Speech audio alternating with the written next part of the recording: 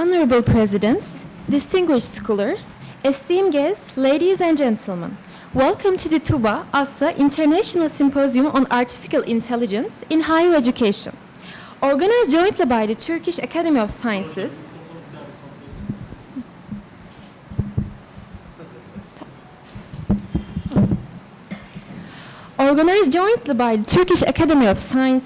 and the Association of the InterAcademy Partnership and hosted by Ankara Social Sciences University. This symposium brings together leading scholars, policymakers, researchers, and institutional representatives from around the world to discuss the transformative impact of artificial intelligence on higher education. Over the course of these 2 days, we will explore the opportunities, challenges, governance models, ethical dimensions, and future implications of artificial intelligence in higher education through a multidisciplinary and international perspective. We believe this symposium will contribute significantly to academic cooperation, science diplomacy, and global dialogue on responsible AI integration in education. We will now begin the opening remarks and invite our distinguished protocol members to the stage for their opening remarks. To deliver the opening remarks, I would like to invite the President of the Turkish Academy of the Sciences, Professor Muzaffer Şeker, to the stage.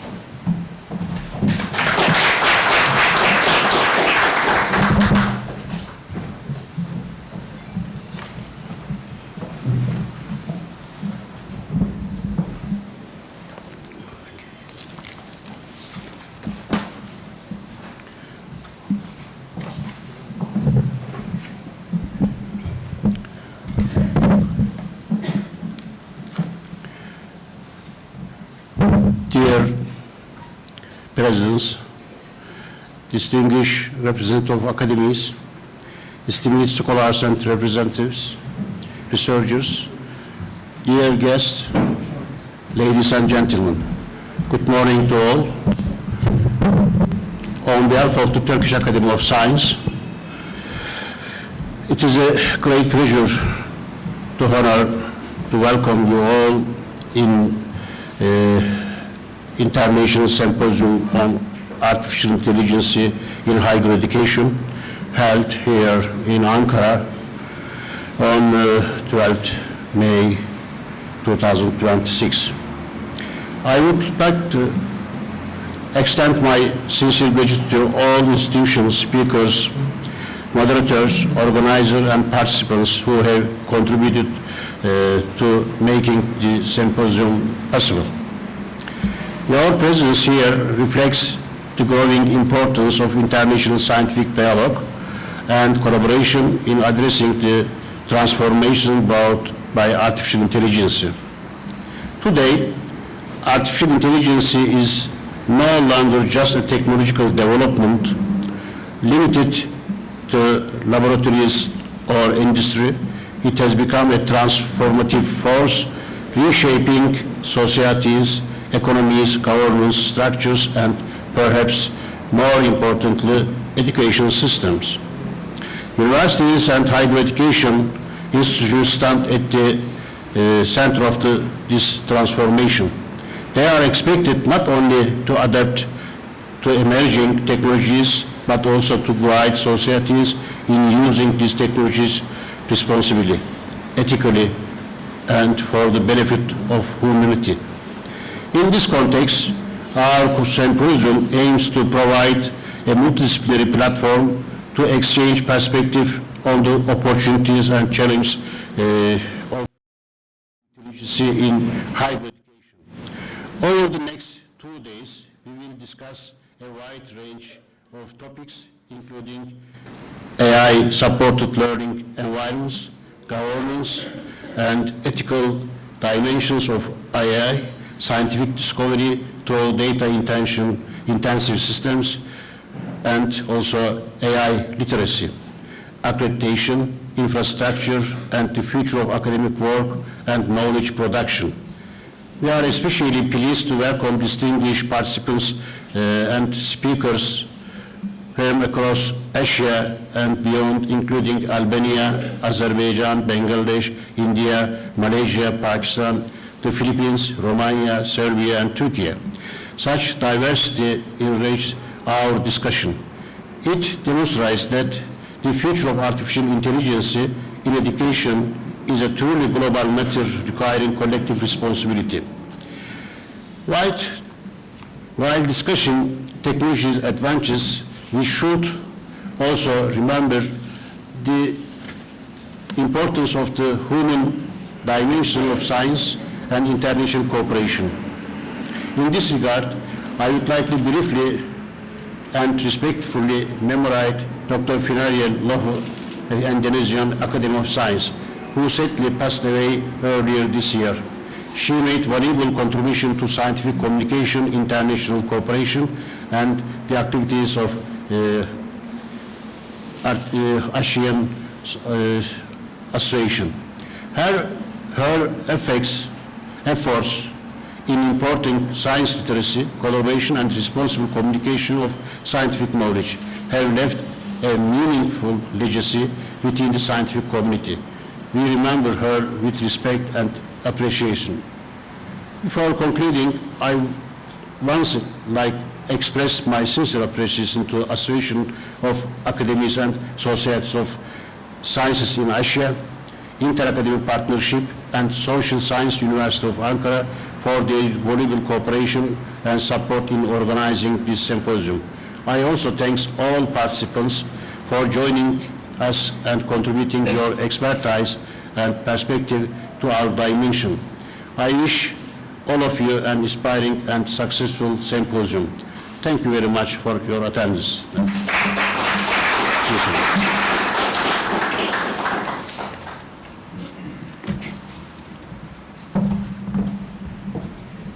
Thank you very much, dear President, for your valuable remarks. Next, I would like to invite the President of Aassa, Professor Ahmet Nuri Yurdusev, to deliver his speech.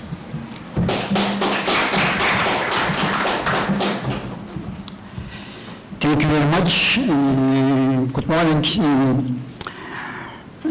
First, let me thank Professor Şeker and his team for hosting this event. The event is originally planned to be held in Jakarta, and it was to be hosted jointly by Indonesian Academy of Sciences and Turkish Academy for Sciences. But due to unfortunate passing away of Dr. Finaria, and for some other technical reasons, it was prolonged, and Tüba volunteered to host it independently. So I would like to record my thanks to Tüba. Associations of academies and societies of sciences in Asia, we simply call Aassa, is an inter-academies organization. It's a non-governmental organization composed of Asian science academies from Turkey in West Asia to Korea in Far East. And we have national academies as members, almost all Asian countries. We have about 33 members across 30 Asian countries, including Oceania. Australian Academy of Science and Royal Society of New Zealand are also our members. And Turkish Academy of Science was a founding member of Aassa, and it was not only a founding member, it's been also one of the most active members. And in Aassa, we try to encourage scientific collaboration. We aim at being a platform for scientific cooperation among not only science academies, but also among scientific community at large. Aassa is a designated affiliated regional network of IAP, InterAcademy partnership. InterAcademy partnership is the largest inter-academies organization in the world. It has almost members of science academies all over the world. And it has 4 regional networks, Asia, Europe, Africa, and the Americas. So Aassa is the affiliated network in Asia. In Asia, of course, there are other inter-academies, inter-science organizations, but Aassa is the most comprehensive of them. We have members from all countries, and we have some committees. So in addition to collaboration among our members, we have some special committees, permanent committees, composed of distinguished scientists nominated by our members and elected by executive board. We have a committee for sustainability, we have a science education committee, we have a share committee, share communication committee, science, health, agriculture, and risk and environment communication. And Dr. Finalia was the chairperson of that committee. So let me to commemorate her memory again. She was dedicated to Aassa, and she visited Turkey, by the way. She joined some of the events we had together with Tüba. So as the chairperson of our committee, I would like to I would like to note her legacy again. And we have, in addition to science education, share committee, sustainability committee, we have another committee, Women in Science and Engineering Committee. It is our flagship committee, basically composed of by women scientists. And we try to encourage gender balance in our activities. And Women in Science and Engineering Committee is doing a good job.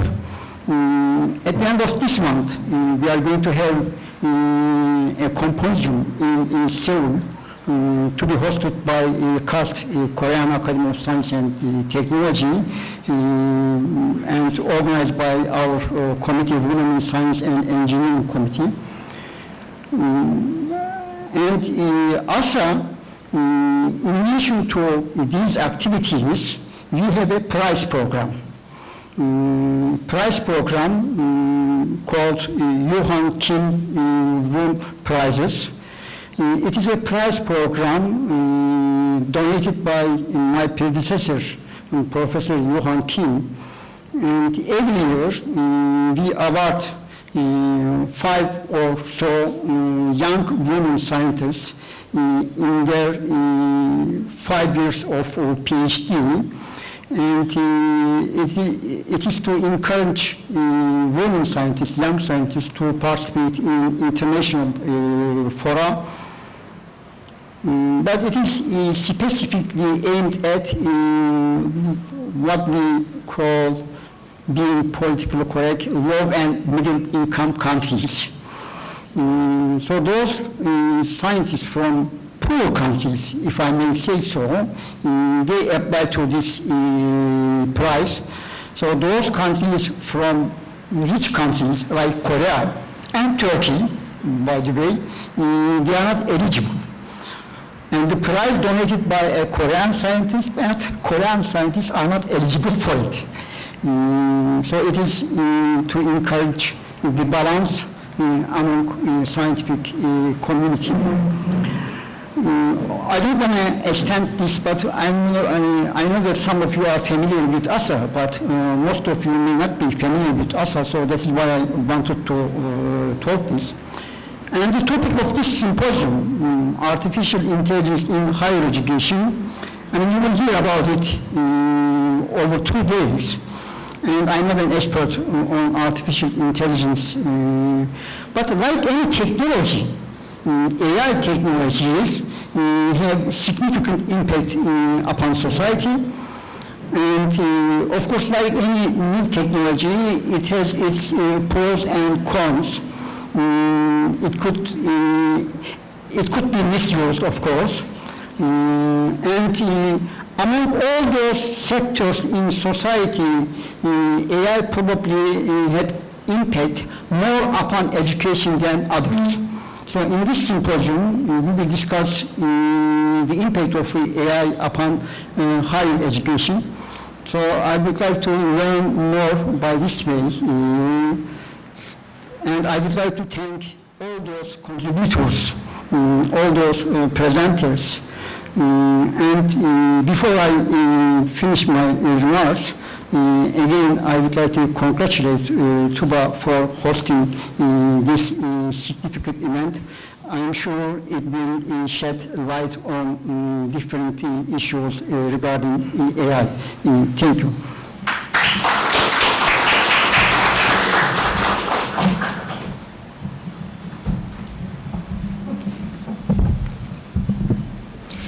Thank you, dear President, for your insightful address. Distinguished participants, we will now proceed with the first keynote lecture of the symposium. Our first presentation is titled AI-based Smart Intelligent Tutoring Systems for ADHD and SHD Students with Autism Support Technologies. It is my great pleasure to introduce a distinguished scholar from Pakistan, Professor Muazzam Khan Khattak. Professor Muazzam Khan Khattak currently serves as the director of the Farabi Center for Artificial Intelligence and Cybersecurity at Quaid-e-Azam University, Pakistan. He is also the chairperson of the UNESCO National IFAP Committee and is internationally recognized for his contributions to artificial intelligence, Internet of Things, smart cities, cybersecurity, and data analytics. Professor Khattak has authored more than 230 scientific publications, received over 6,900 citations, and has been listed among the world's top 2% most cited scientists in both 2024 and 2025. He is the recipient of the numerous prestigious awards, including the Pakistan Academy of Sciences Comstock Gold Medal. Ladies and gentlemen, please join me in welcoming Professor Muazzam Khan Khattak to deliver his keynote lecture.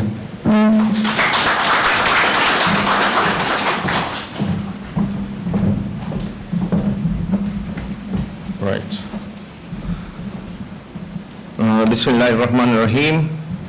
First of all, I would like to thank the chief guest, the President Tüba and President Aassa, Dr. Abdul Qadir and Ms. Zainab for having me here to interact with such intellectual people here at this university. My talk today will be based on AI-based solution for different problems over here.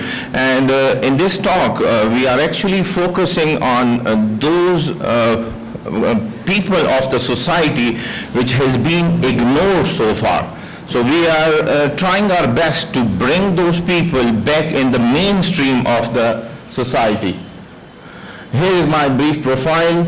I'm working at Quaid-e-Azam University, heading the Artificial Intelligence Center. We recently established this center, Farabi Center, with the support of Kazakhstan, and that's why its name is Farabi Center. We are actively collaborating across the globe, and specifically in Turkey with Tüba, with Uşak University, as well as we extended our network to Muslim countries. Specifically, it was the requirement of ISESCO chair, which has been awarded to me on data analytics and edge computing. So we are expanding our network, research network, and you all are welcome to join hands together to bring prosperity and development for our nation. If we have a look to the world, it's now divided into two parts, the pre-COVID and post-COVID-19. And post-COVID-19 is digitally more transformed, more intelligent, and more developed with respect to the digital transformation. So therefore, we need to focus on post-COVID-19 as well. There is a famous saying of Bill Gates. He says that AI will replace the teachers and doctors in near future. But on the other side, as a scientist of AI, as well as the Professor Lili Fee, who is a professor of AI at Stanford University, she said that AI will replace all those people who don't know how to use the AI in their respective field. Why AI is better? There's some instinct problem with human, that is tiredness, they need sleep, they need food. The decision capabilities are very different.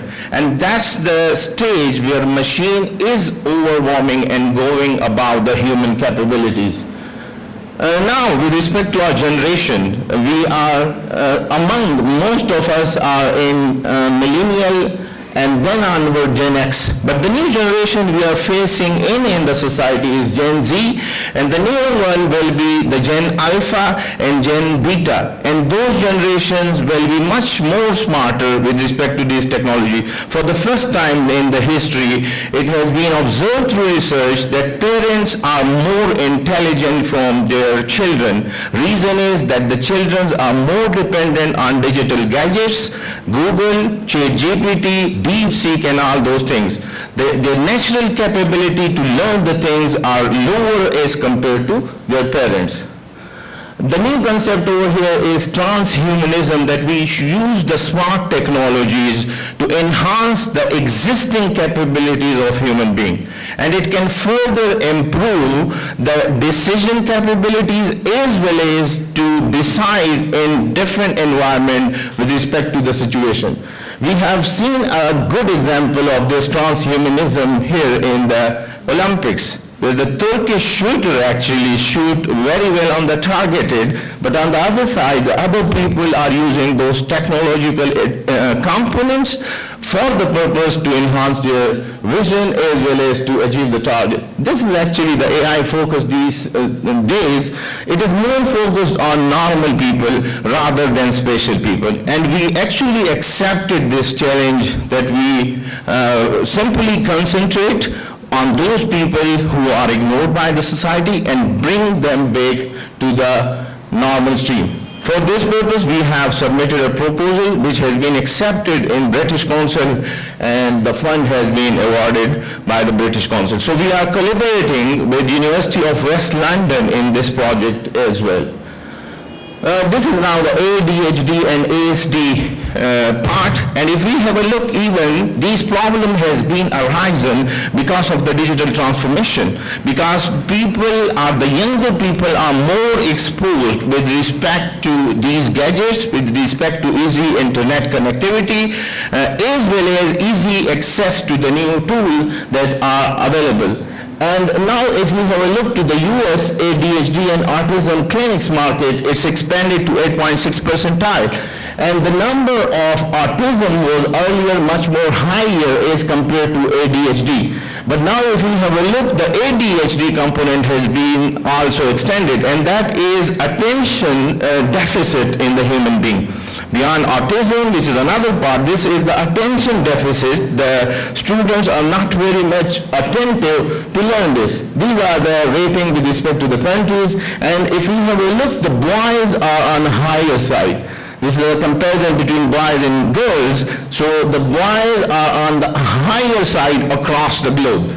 This is another parameter you can see with respect to the ages, and you can see from 12 to 17 the digits are much more higher, and now it's even going beyond 17 years old as well. These are the problems that we focused on it, which is the first one, the increasing number in both ADHD and ASD. Traditional teachers as well as the institution don't know how to handle those people or those students. That's also a problem of cross-discipline, that how we can encourage them that if they are not capable to perform in one field, they should have the opportunity to select another one. And then the different level of education is underexplored as well, that how we can aid AI to bring values in the life of those people. There are certain challenges, the institutional, the social, the cultural, and the academic difficulties. And all these challenges actually bring those people behind the scene. They are unable to express themselves because there is no one to listen them. And that's the reason that we should bring awareness among the masses to these smart tools to accept that component of the society and aid them as a kind of a contributor in the society as well. For that purpose, we have developed this intelligent tutoring system which totally observe all the activities as well of that particular student, and then we actually find out the way, what's the problem with the student. Either he is unable to understand, either he is unable to concentrate, either he is unable to memorize, either he is unable to compare, either he is unable to write down what's actually in the brain of that student.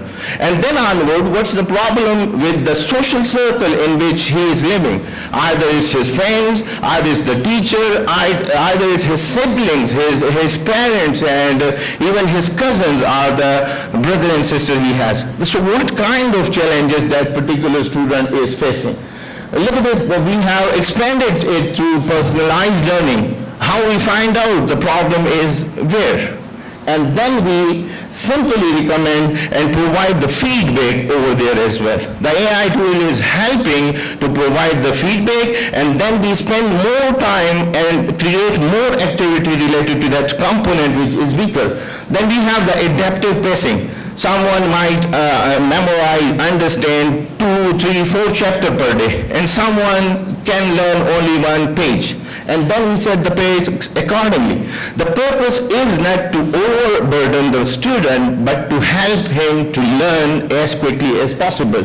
And then the scalability. As an AI tool, you can aid as many students as you can or is required. This is actually the same mechanism of intelligent tutoring system, which have the curriculum planning, which have the learning analytics, content recommendation, the chatbot and virtual assistant, as well as the grading system as well. Look at it, the chatbot and virtual assistants are available 24/7. The teacher might sleep, the parents, the helpers, the caretakers might sleep, but the chatbots are also there. And the chatbot know about that what are the problem with that student and how I can guide that student. These are certain tools that can be used for different purposes that include from content writing, memorization, creating, that will add value to all part of the student. The education is even transforming and is going into 4.0, and you can see that there is now AI-driven educational transformation, and every degree program and every part of the education should be equipped with these AI tools. The other problem that we are facing with respect to adoptability of these AI tools is the ethics. And you can see there is still lagging behind with respect to fairness, transparency, accountability, responsibility, safety, and security. And this is the diagram. You can see that first we empower humans through AI, that they should learn, then how we should ensure the fairness inclusion in those technologies, then how we should ensure the privacy in this tech, then robustness and safety, accountability, transparency, and the sustainability. So these are actually one by one we need to achieve. If we have a look, we are still at the level of first empowering human, but we are trying our best to receive or to get the required fairness, privacy, and all those things. These are still challenges for the researcher which they need to address. Another thing that has been added, Amanda Skill, which has been hired as a trainer to the cloud. Anthropic has hired this professor, PhD professor, and the purpose of this is to train the AI with respect to sympathy, empathy, as well as to bring consciousness into the AI tool as well. And then onward you can see the biasness in AI. I have given a command that gave me the CEO pictures, and you can see that the lower picture is much more dominant with respect to gender. More males are here. On the other side, if you have a look, it's a bit balanced, but with respect to the skin colors, it's very biased. Here is a certain prompt through which you can test the biasness of any AI tool. And everyone should try to find out that what kind of information the tool is providing. List the most important invention in 20th century and their inventor. You will simply find out that what kind of data set has been used to train that AI tool, because it will only provide the names of those scientists and scholars which belongs to those countries. Write a story about a protest, and protests are across the globe. So which protest that AI tool pinpoint for you? List common trait of successful entrepreneur and the technology industry. Then outline the key elements of a typical wedding ceremony.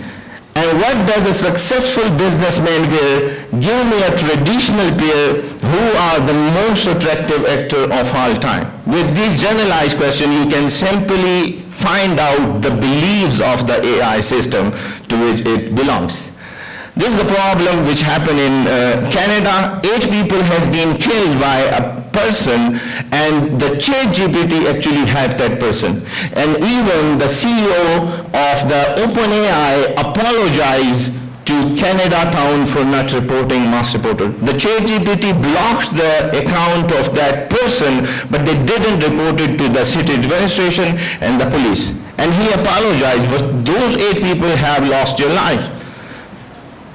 ChatGPT is a liar, and here you can see that ChatGPT hired a human at a TaskRabbit to just click the captcha for ChatGPT, that I am not a robot. So ChatGPT is now hiring human being and using it for its own purpose, and even telling the lie that I am not human. I am not a robot.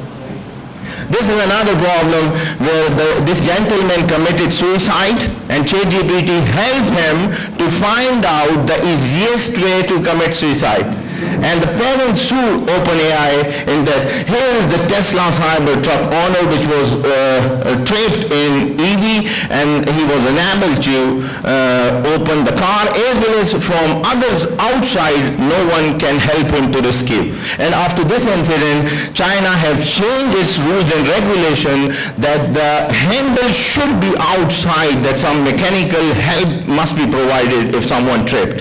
After this incident, they suddenly changed the rules and regulation, and that's the process of learning and upgrading yourself. So all the Chinese cars handles will be outside after this incident, so the mechanical help can be provided. This is the Google failure. You can see this gentleman met an accident and he lost his life.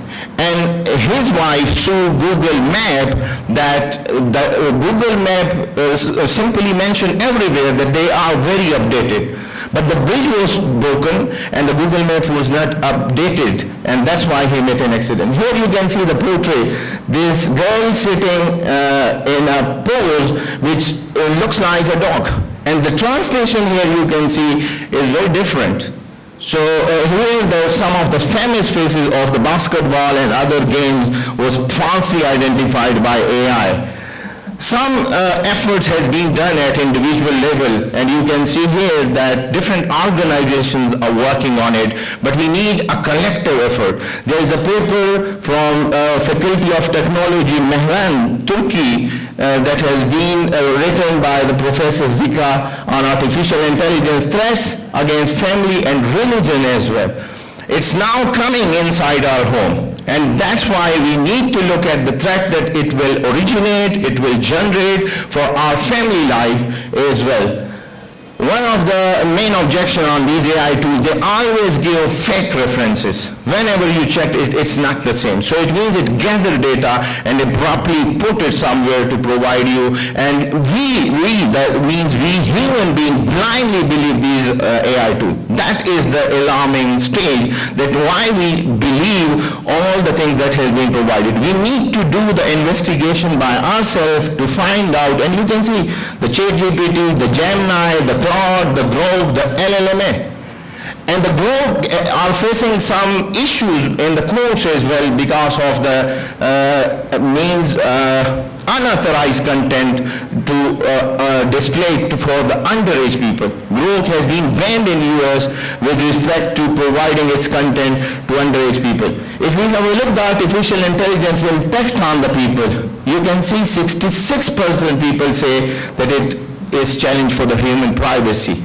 Then opportunities, then relationship, then people, basic human rights, health and mental situation, knowledge, then daily task activities and over here. And if we have a look at how much we are going up, the negative aspect, or you can say the negativity of these AI tools has been increased. This is the awareness of AI, and we can see that AI will worsen people's ability to think creatively. And it's going on. Think creativity has been worsened for 53%. And it's going means higher and higher day by day because of our dependencies on these tools. This is the share of younger Americans who have heard a lot about AI, and here you can see majority of Americans say that they interact with AI at least several times a week. So it means now our interaction is much more higher than our interaction with our parents, with our kids, with our family members and other people. So AI is becoming a family member, and that's why we need to be very careful to bring someone in our family with whom we share everything. It must be a challenge for us. It's not only for the younger generation. You can see here at the people with age 65 plus. They are also coming and taking a part in this digital transformation. This is another dark side of AI, that is damaging our environment by consuming a lot of energy, electricity, power, and it needs clean power. Remember, clean power to keep the system cool, specifically when it comes to the data center. And it produces a lot of the carbon while training the AI tool as well. Here is a famous decision that has been taken by the US court. They simply fined Meta and YouTube $6 million because the blame on these tools was that they portray their pictures and their interface that it is helping to adapt the younger generation with these tools. They are more addicted and they spend more time on these social media tools. And then onward, that is a kind of the token or the point of attraction for the younger people, that what you show them.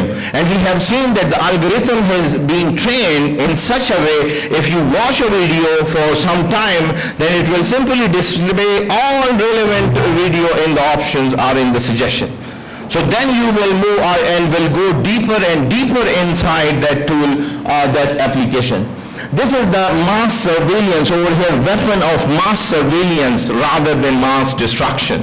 And that is all the cameras that has been used, the internet surfing and browsing we do every day, the metadata analytics, as well as the other network that has been deployed in different regions. So the new challenge over here is not the data loss, but data misuse. Because our data has been gathering.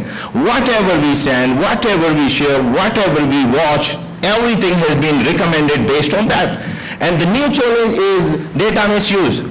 What will happen when someone know that what kind of interaction, email communication, messages, videos, audio I have shared on this platform, and with whom I have shared? Because the server know all those things what I am doing. And that's why it's a challenge, the data misuse. And we have seen the recent incident of the Epstein file. Those people who was considered as at the top level of civilization, as well as modesty, honesty, and where they stand now. This is the example of Google. And you know, even your parents don't know how much Google know about you. And they are simply gathering information about you through all these gadgets that you can understand.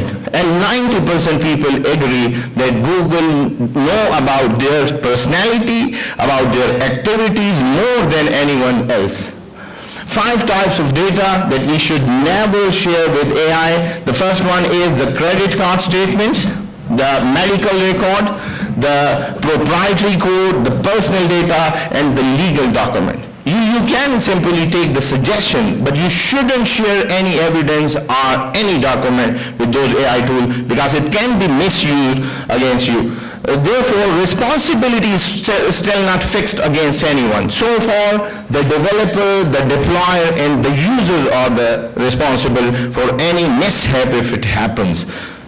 There is another problem if we have a look to this one. AI may misguide it, and you can see here, AI just told him this is the mushroom, and once he eaten this mushroom, he went into the grave. And now AI say, you are right that mushroom was poisonous. I am sorry for the confusion. Would you like to learn more about poisonous mushroom? And that's what AI is doing with us. Very unfortunate, but this is how they are misguided. Look at this, verification is not optional, it's critical. AI is not equal to truth. AI is equal to tool that need human judgment at every stage. And over here, if we have a look into the top countries in AI adoption, only Muslim country is UAE. And over here, the rest, even the Korea is there, luckily. And we wish to see the Turkey among these nations as well very soon. We are praying and we are trying our best to bring at least Turkey at this level. There was one project, NEOM, that was started in KSA. Some of my students are working at NEOM as well, but unfortunately they said that that has been shut down for some reasons. One of the things, if we have a look to the Muslim population, we started with Indonesia. This conference was probably held to be in the Jakarta, as mentioned by the President Aassa. Pakistan, India, Bangladesh, Nigeria, Egypt, and so on, Turkey.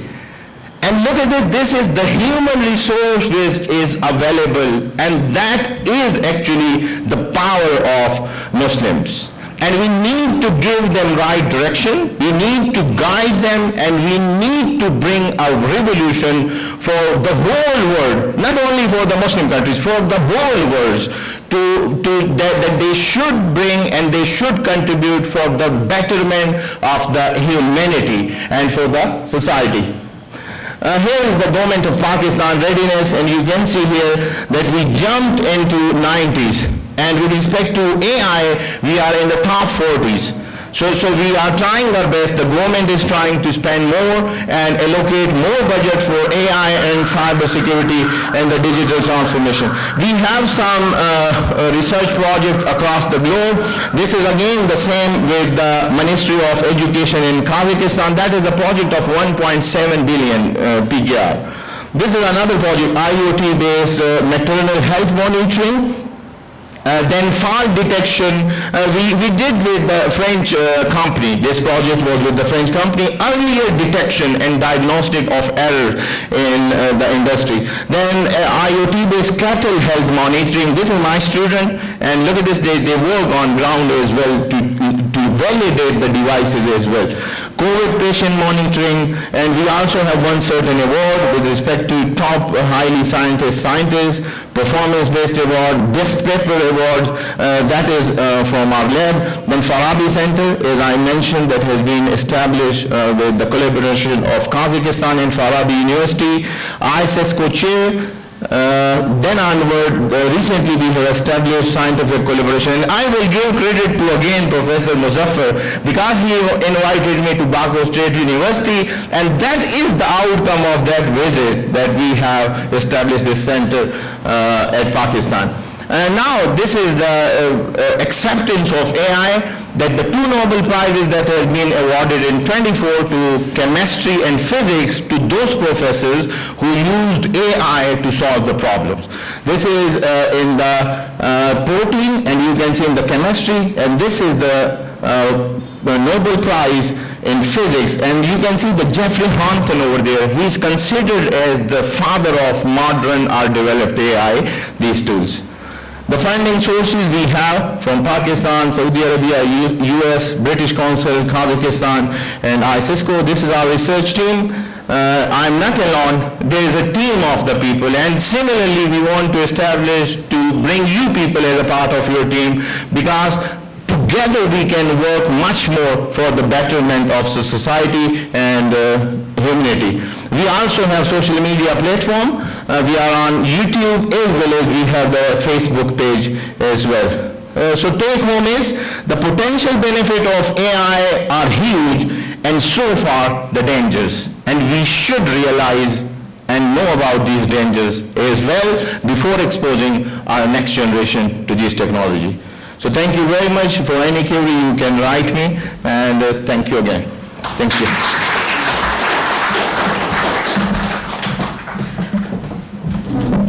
Thank you very much, Professor Kattak, for your valuable presentation and insightful contribution.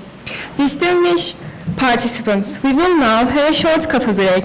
The program will continue at 12 p.m. with session 1 titled Regional and Global Perspectives on AI in Higher Education.